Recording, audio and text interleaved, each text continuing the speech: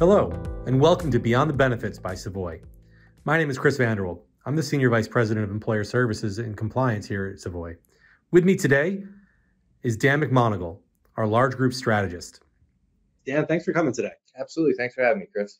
So before we dive into your work life, tell me a little bit about Dan. Who are you? What do you do outside of work? What keeps you busy?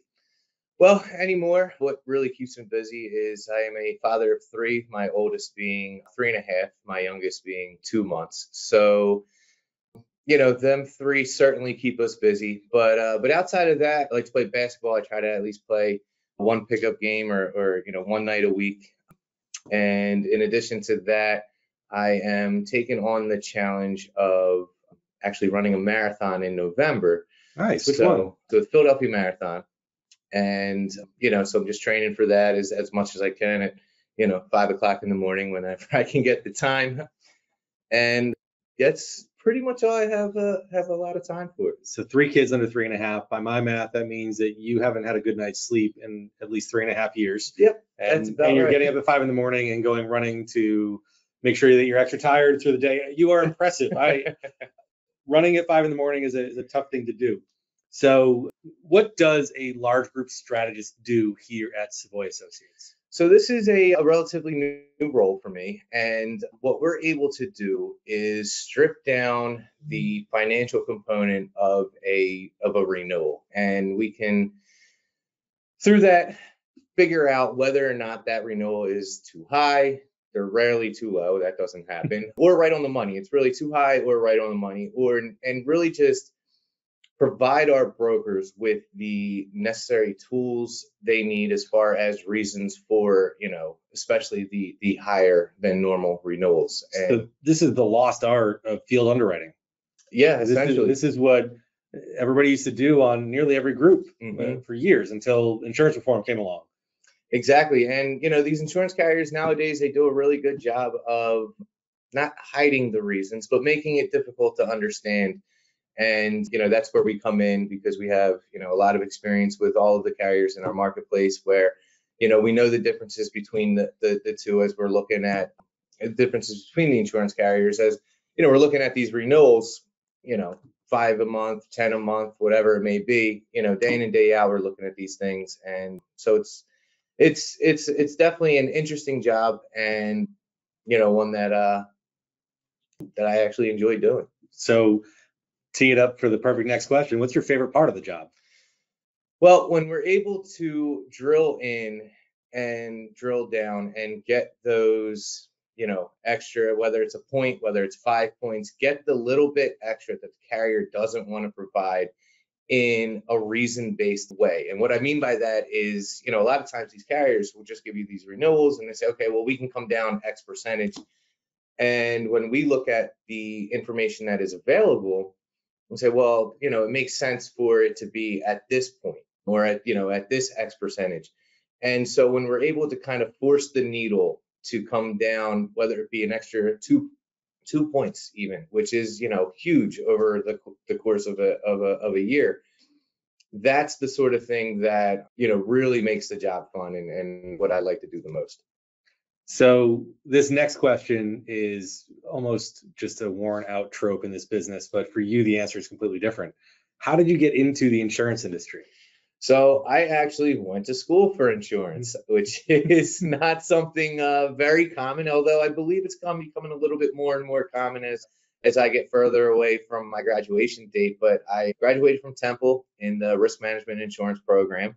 And that was not the major that I first started out in. Actually, one of the teachers there who's responsible for building that program came to me one day after I was in the risk management intro class and, really made a great case as far as why it would be a good move for me to move over to the insurance industry. And it simply came down to, hey, at this point, the ACA was not a thing. It was being talked about, but it wasn't passed or anything yet. But for me, it really came down to as simple as a decision as, hey, I'm going to be able to have a job after college if I make this move. So, went into it and haven't looked back and have been enjoying life ever since.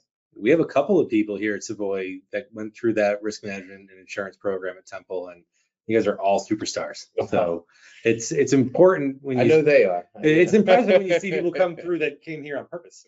Exactly. It's a nice thing. So what keeps you motivated in your role?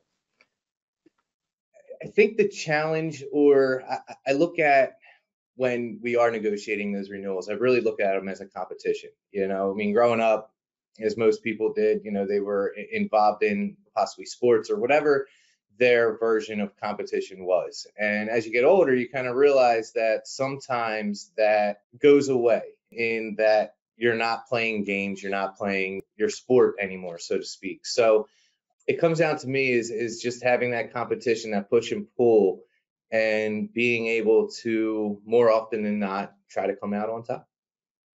So you came into the business on purpose. You mentioned pre-ACA, but you're still a young man, but you've got some time under your belt. You've done this a few times. You've been through some renewals. What experience do you have for people just starting out in the industry? People going into their fourth quarter? Well, eat a good breakfast. You're gonna be working some long hours, so get your nutrition in. But the one thing that I try to tell people is, especially when you get into the fourth quarter, there is a million things to do, and they all need to be done right now. And in reality, that's just simply not going to happen. So the corny kind of line that I always like to use is, you have to eat the elephant. And how do you eat an elephant? And it's just one bite at a time, and just get through the first task, then the second task, then the third task. And next thing you know, you're going to look up and you're going to have done your work for the day, and you're going to be able to close that computer and sleep and not have to worry about the things that you haven't done. If you try to take it all on at once, you're just going to spin yourself around in circles. You're never going to actually finish or complete any of it. So just take it one step at a time, and really just focus on the task at hand instead of trying to multitask. I do believe that multitasking is a myth. It is impossible, because ultimately you do not give your full attention to one or more of the items that you're trying to multitask for. I am commonly heard saying that multitasking is doing multiple things at the same time poorly. That's exactly it. You're never going to do it well if you're not focused on it. Mm-hmm. I can't multitask either. I do one thing and I knock it out. That's all I can handle. Yeah, there's enough in this business to try to do more than one thing at a time. Just do the one thing. And I like what you said, eat the elephant one bite at a time. I think it might be Ben Franklin. Don't kill me if I'm wrong on this, anybody listening, but the quote is, just begun, it's halfway done. So just get started and you're almost there. That's absolutely true. So that was for new people. Take a bite out of the elephant. For everybody, what's the one big thing you think people should be keeping an eye on for the next year and a half? So this one, I'm trying to think about it. It's a little bit of a tough one, because there's a lot of different things. But I think as we get closer and closer, and we've kind of already started this a little bit on the prescription side of things, getting closer to getting more transparent as an industry. I think that is one of the biggest drawbacks, and one of the reasons why, these insurance carriers are always looked at as the bad guys, so to speak, is because there's very little transparency there, and there's hardly any transparency on the hospital sides of things. I mean, I can't tell you how many stories I've heard that you go in, you get a Tylenol, and it costs you $300, and you just don't understand why. And there may be some justification to that, as it's more than just the Tylenol. You are getting triage. There are people's work hours that go into that. However, you don't know why. It's hard to tell before you go in there what you're going to be looking at when you come out the other end. Exactly right. So, it's just, I think we are going to start seeing more of a shift towards just overall transparency in this industry. Yeah, I think the No Surprises Act implementation and enforcement, we're going to see a bit of that. And there's huge amounts of data out there. It's hard for people like us to go through. You need specialized software to be able to do that. But those tools are coming out. I think that's a big thing to focus on. It's going to radically shift the industry. I think you're right. And final question for the day. If you could wave a magic wand and change any one thing about our industry, what would it be?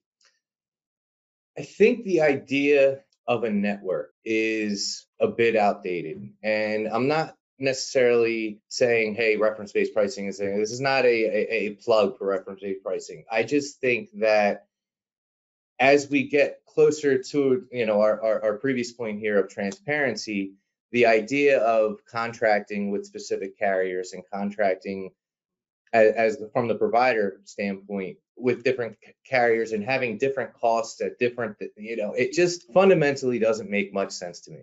And yeah, I hear what you're saying.